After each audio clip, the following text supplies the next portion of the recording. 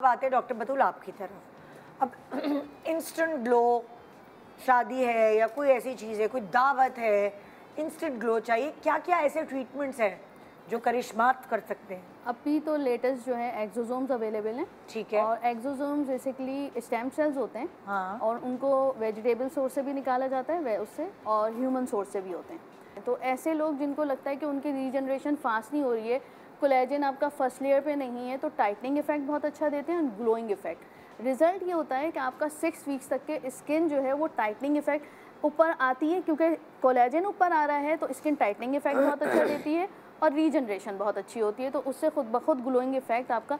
लेकिन उसके साथ साथ हम ऑक्सीजन थेरेपी देते हैं। ऑक्सीजन थेरेपी से आपका ग्लो जो है वो थोड़ा ज़्यादा अरसे तक के एक्सटेंडेड पीरियड तक के रहता है।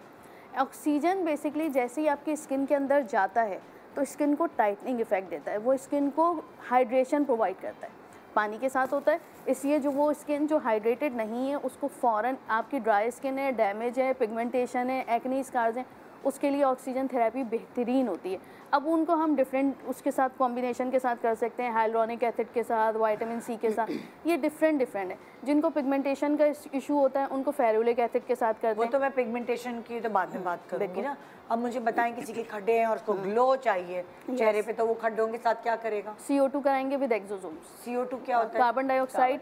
CO2 basically air type of लेजर होता है। वो बताए ना, फिलर्स होते हैं जो इंजेक्शंस होते हैं, वो क्या क्या है? जैसे अगर खड्डे फिल करने हैं, खड्डे फिल करना है तो हाइलुरोनिक एसिड फिलर मौजूद हैं, वो उसके साथ हो जाते हैं।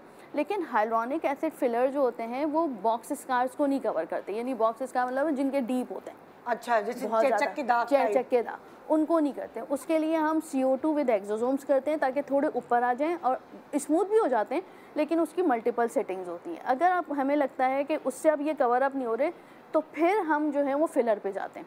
जिनके बहुत पिन प्रिक स्कार्स होते हैं उनके लिए PRP प्लस फिलर का कॉम्बिनेशन मौजूद होता है। वो जब करवाते हैं, क्योंकि PRP में आपका अपना ब्लड लेवल फिर बहुत अच्छा होना चाहिए। अगर ब्लड लेवल आपका हीमोग्लोबिन 12 तक के है, देन आपका प्लाज्मा बहुत स्ट्रॉन्ग होगा। अगर आप खुद ही जो है आपका ब्लड अच्छा नहीं है 9 PRP फजूल है। फजूल ये कि वो फिर आपके जो येलो पार्ट है, जो प्लाज्मा है, उसमें से पानी निकल रहा है, उसमें आपके ग्रोथ फैक्टर्स, कोलेजन, ये सब मौजूद नहीं है, क्योंकि आपका हीमोग्लोबिन ही 12 के लेवल पे एक अप्रोप्रिएट लेवल पे नहीं है। तो उसमें पहले हम एडवाइस करते हैं कि भाई आप अपना टेस्ट करवाएं, खाएं पिए अच्छा, लाल चीजें, लाल फूड ज्यादा लें, ग्रीन वेजिटेबल्स लें। चुकंदर है, जैसे आजकल हम चुकंदर उबाल के ना मसाला डाल के खा रहे होते हैं, क्योंकि मेरा पिछले दिनों मेरा HB लेवल कम आया था, तो मैं क्या करूं जी, तो मुझे पसंद नहीं है, तो हमने फिर चुकंदर खाना शुरू कर दिया। चुकंदर से अभी कमियां मुझ में होती है और मेरे मियाँ में आ जाती है ग्लो, क्योंकि वो हम साथ पकता है तो मैं तो छोड़ जाती हूँ, वो खा रहा होता है। अच्छा, अब द थिंग इज दैट कि जब हीमोग्लोबिन लेवल डाउन होता है, इट्स नॉट नेसेसरी कि अगर आपका हीमोग्लोबिन लेवल अच्छा है तो आपका फेरेटिन लेवल भी अच्छा होगा। फेरेटिन लेवल क्या है भाई? Folic acid. अच्छा, ठीक है, it's a type of vitamin B।